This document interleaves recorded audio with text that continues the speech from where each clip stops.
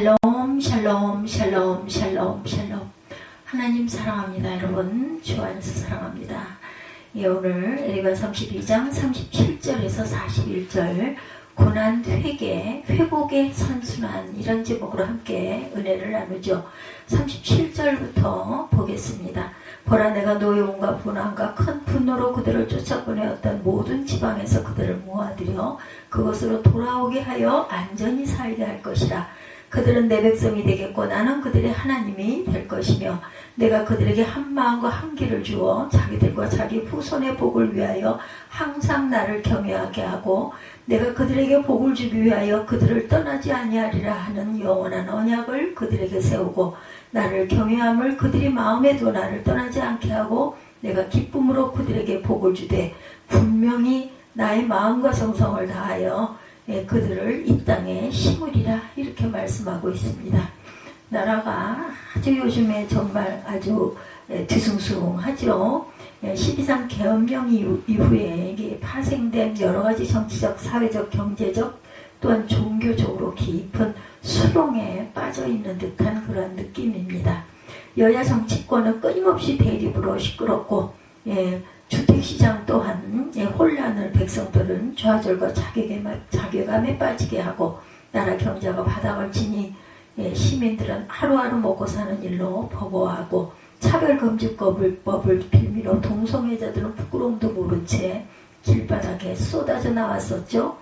코로나를 빌미로 또한 정부는 교회를 탄압하려 하고 국가 지도자는 극단적인 선택으로 부끄러운 모습을 드러내고 있었던 그러한 시국의 그런 난제적인 문제들이 여러 가지로 겹쳐서 하나가 끝나면 또 하나가 그러더니 결국은 계엄령 선포까지 오고 그로 인해서 현직 대통령을 체포하려는 그러한 시국에 우리가 살아가고 있습니다. 생각해보면 우연히 닥치는 고난은 없다는 거죠. 고난은 언제나 원인이 있고 그 원인은 오랜 시간을 머금고 있는 경우들이 많다. 그래서 지혜 있는 사람은 고난 속에 담겨있는 원인을 빨리 찾아서 제거하는데 어리석은 사람은 무감각해서 원인을 파악하지 못한 채 계속 고난의 수렁 속으로 갇혀서 삽니다. 쉬운 예로 초기에 암을 발견하여 제거하는 사람은 소생의 가능성이 있는데 무감각해서 발견하지 못하고 말기까지 가는 사람은 회복의 가능성이 희미해지죠. 그래서 몸이나 영혼이나 날마다 살핌이 중요합니다. 오늘 성경 본문은 시드기야가 남유다의 왕으로 있을 때 이스라엘 민족이 혼란 가운데 빠져있는 상황을 기록하고 있어요. 당시 예레미야 선지자는 시드기야 왕에게 왕을 비롯한 이스라엘 백성들이 하나님의 말씀과 뜻대로 살지 않으면 예루살렘 성을 바벨론에게 빼앗기게 될 것이라고 왕은 바벨론의 느부갓네살 왕에게 잡혀가서 포로가 될 것이라고 아무리 이스라엘이 군사력을 갖춰도 바벨론을 이기지 못할 것이다 이렇게 예언을 합니다. 이런 예언을 들은 시드기야 왕은 문제의 원인이 어디 있는가를 살펴 회개를 해야 하는데 오히려 예레미야 선지자에게 내가 어찌하여 이같이 예언하느냐 하고 그를 가두었죠. 이게 문제예요. 잘못됐을 때 선지자가 선포하면 그것을 깊이 생각할 줄 알아야 되는데 그러지 못했습니다. 32장 5절에 보면 이런 폐역을 드러내는 부분이 나와 있어요. 32장 5절 말씀 보죠. 3절에서 5절까지 쭉 이어지네요. 이는 그가 예언하기를 야훼의 말씀으로 보라, 내가 이 성을 바벨론 왕의 손에 넘기리니 그가 차지할 것이며 유다 왕 시드기야는 갈대아인의 손에서 벗어나지 못하고 반드시 바벨론 왕의 손에 넘겨진 바 되리니 입이 입을 대하여 말하고 눈이 서로 볼 것이며 그가 시드기야를 바벨론으로 끌어가리니 시드기야는 내가 돌볼 때까지 거기에 있으리라. 야훼께서 이와 같이 말씀하시니라. 너희가 갈대아인과 싸울지라도 승리하지 못하리라 하셨다 하였더니 유다왕 시드기야가 이르되 내가 어찌하여 이같이 예언을 하느냐 하고 그를 가두었습니다. 오히려 가두었다라고 이렇게 이야기하고 있죠. 지금 이스라엘 민족이 겪고 있는 고난의 원인, 그거는 전적으로 영적인 문제에 있습니다. 즉 하나님을 예배하지 않고 우상을 섬기며 말씀에 순종하지 않고 세속 풍속을 따르고 육적인 쾌락에 몸과 영혼을 내던지고 하나님의 뜻대로가 아닌 저마다 자기 소견에 옳은 대로 살아가고 있었다는 거죠. 그래서 에레미야 선지자도 이스라엘 백성들이 주의 목소리를 청종하지 아니하며 주의 율법에서 행하지 아니하며 무릇 주께서 행하라 명령하신 일을 행하지 아니하였으므로 주께서 이 모든 재앙을 그들에게 내리셨나이다. 23절입니다. 이렇게 고백하고 있어요. 무엇보다 그들이 영적인 타락과 우상 숭배는 하루 이틀 생겨난 일이 아니었다라는 거죠. 예. 몸에 젖어 있었던 것, 예, 이런 예로부터 30절에 보면은 어떻게 설명하고 있습니까? 예, 32장 30절 보죠. 이는 이스라엘 자손과 유다 자손이 예로부터 내 눈앞에 악을 행했을 뿐만 아니라 이스라엘 자손은 그의 손으로 만든 것을 가지고 나를 경고하게 한 것뿐이니라. 야훼 말씀이라. 손으로 만진 것을 우상으로 삼았다라는 거예요. 보면은 그렇죠. 바알을 섬겼고 한술 더 떠서 내 이름으로 일컫는 집에 자기들의 가증한 물건들을 세웠다. 이렇게까지 얘기하고 있어요.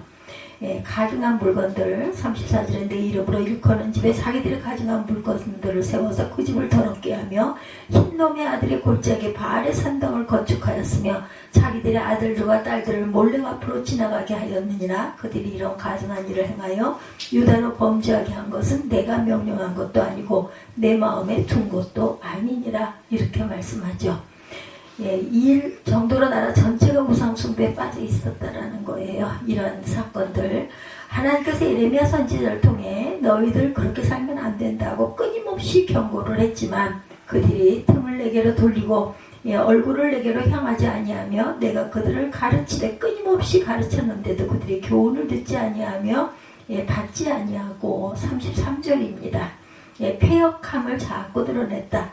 그러니 고난과 징계와 심판을 받지 않았는가? 지금 우리도 마찬가지입니다. 온갖 우상을 섬기고 땅의 물질에 목을 매며 육적인 쾌락만을 쫓고 하나님의 말씀은 거들떠 보지도 않고 세상 지식과 출세만을 쫓아 살고 하나님만이 싫어하시는 일만 골라서 하나님의 싫어하시는 일만 골라 하고 있으니 지금과 같은 고난이 닥친 것은 당연한 것 아니겠는가?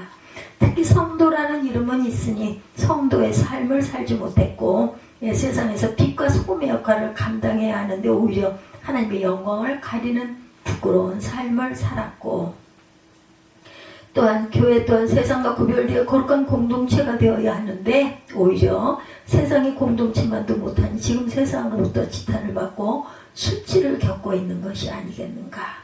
우리 앞에 놓인 총체적인 고난과 위기 앞에 우리 자신의 삶과 신앙을 깊이 돌아봐야겠다. 성찰할 줄 알아야 되겠죠? 하나님께서 우리에게 허락하신 축복 중에 회개의 축복이야말로 가장 큰 축복입니다.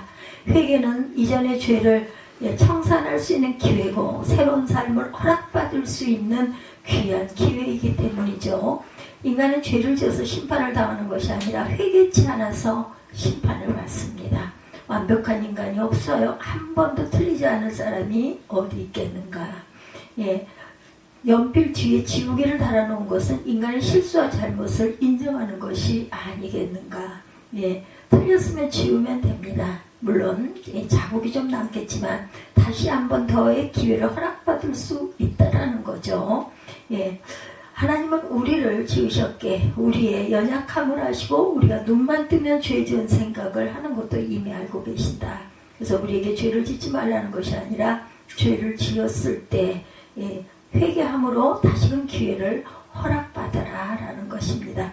그러나 패역한 인간은 회개를 하느니 차라리 죽음을 택하겠다면서 더 큰 죄를 범하죠.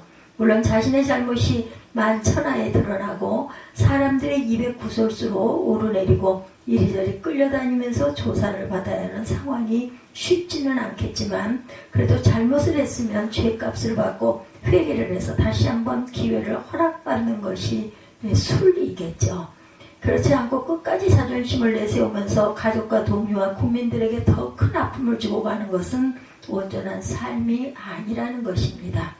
포기에 반대는 도전이죠. 고독하고 힘들 때 항상 우리는 포기하지 않고 주님을 바라볼 줄 알아야 되겠다.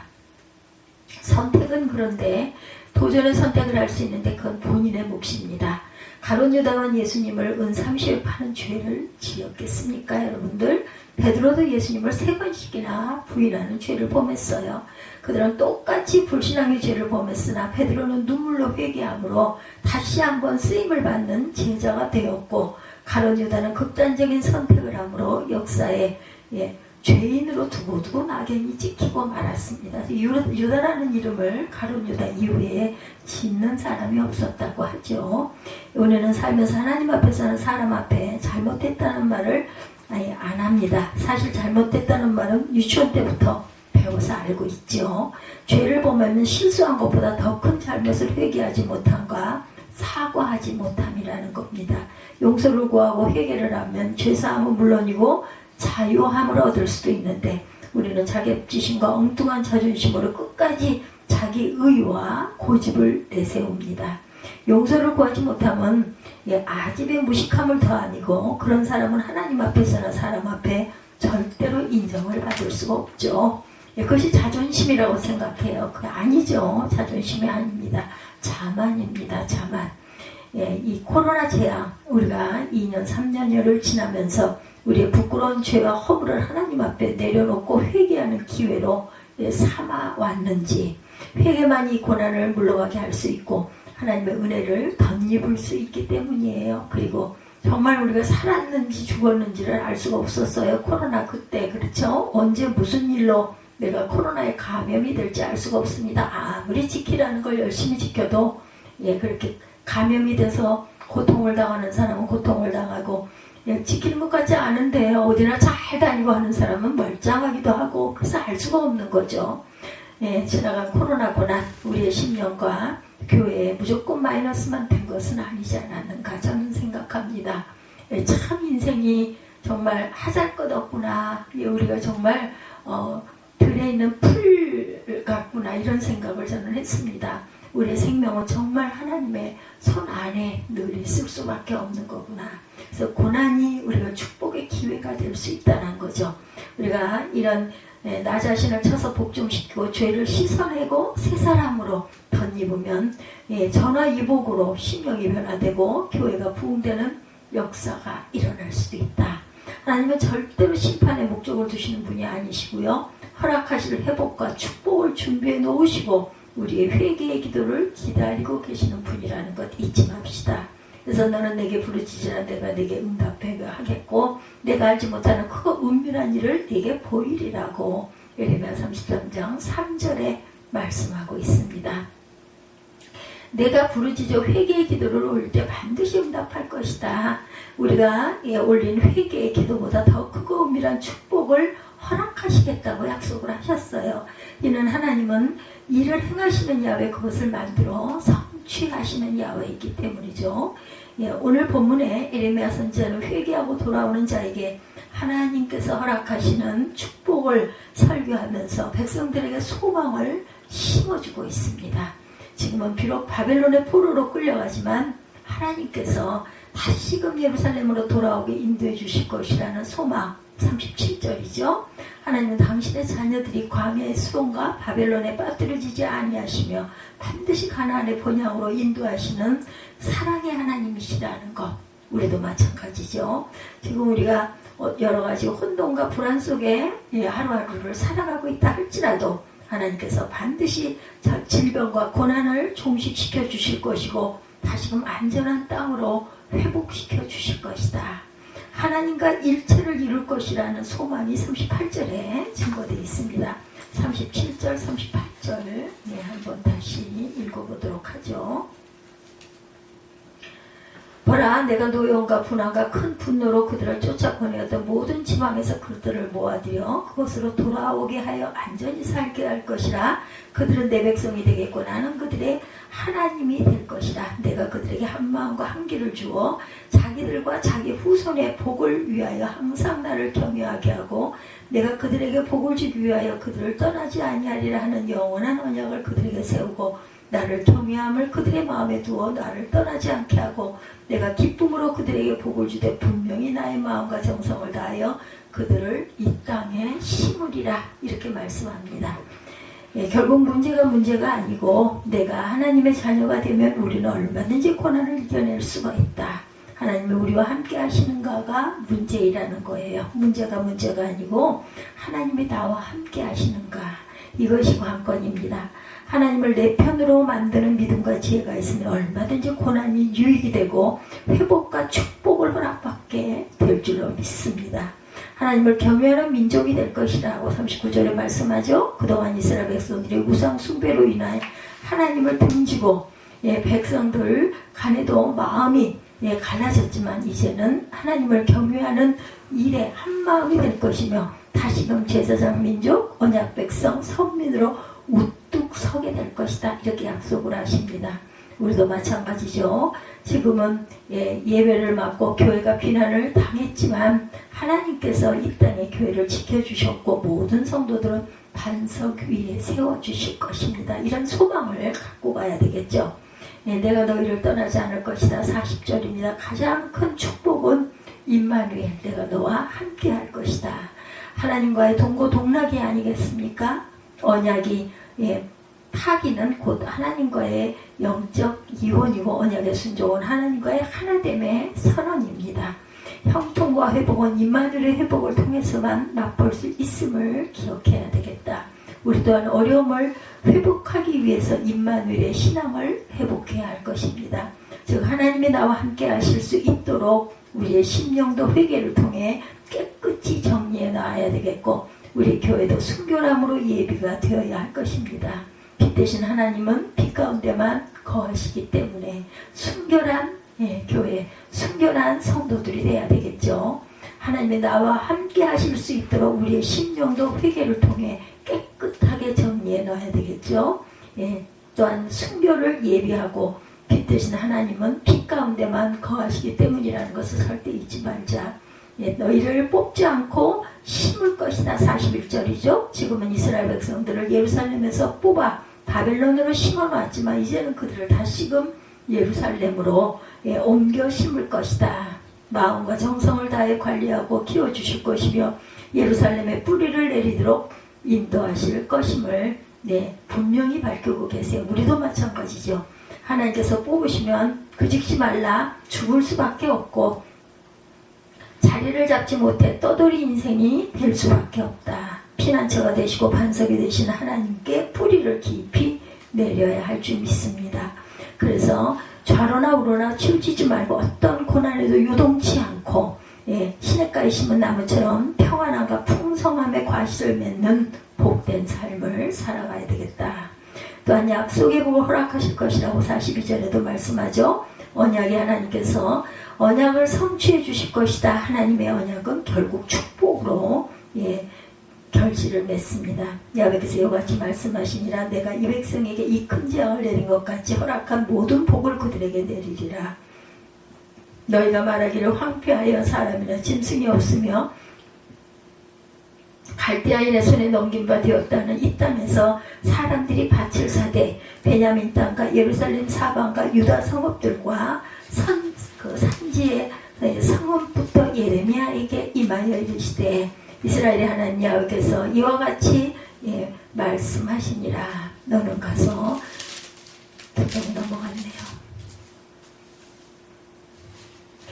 성읍들과 저지대의 성읍들과 네겝의 성읍들에 있는 밭을 은으로 사고 증서를 기록하여 봉인하고 증인을 세우라. 세우리니 이는 내가 그들의 포로를 돌아오게 함이라. 야훼의 말씀입니다. 마지막 절 44절이죠.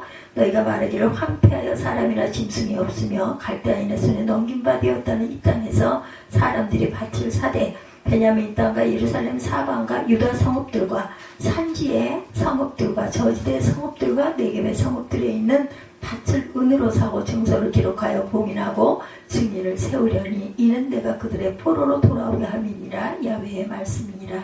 포로에서 돌아오게 하겠다 이렇게 말씀하시죠.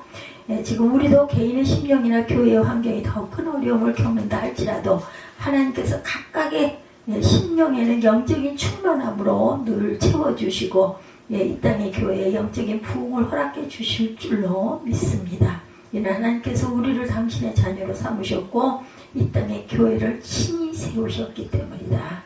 하나님께서 뽑으시면 그 즉시 말라 죽을 수밖에 없고 자리를 잡지 못해 떠돌이 인생이 될 수밖에 없다는 것, 마음과 정성을 다해 항상 하나님께서 키워주신 저와 여러분들 예루살렘에 뿌리를 내리도록 인도하실 것임을 분명히 밝히셨어요. 우리도 마찬가지죠. 그래서 이 땅의 교회 영적인 부흥을 허락해 주심을 우리가 믿고 살아야 합니다. 예루살렘을 비롯한 각 지역의 성읍에서 정상적인 삶을 꾸려가게 할 것이다. 43절 44절이죠. 하나님의 회복은 단순히 예루살렘 성읍의 국함이 아니요 예루살렘과 유다 고지대와 저지대 도시와 농촌을 포함한 전 지역의 회복이다. 그곳에서 상거래가 활발하게 이루어지는 일상적인 삶을 누리게 될 것임을 밝히고 있죠.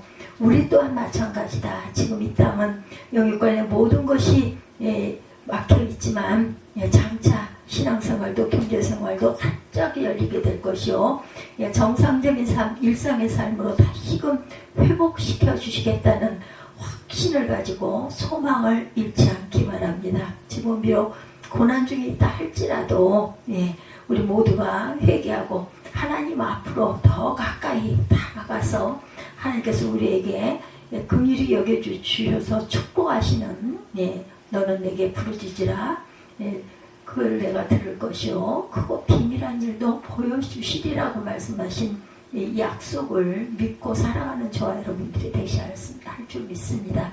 그 약속의 믿음을 가지고 소망을 잃지 말고 당당하게 살아가는 복된 저와 여러분들, 오늘의 고난이 내일의 축복이 된다는 것을 잊지 않는 저와 여러분들이 되시기를 주님의 이름으로 축복합니다. 기도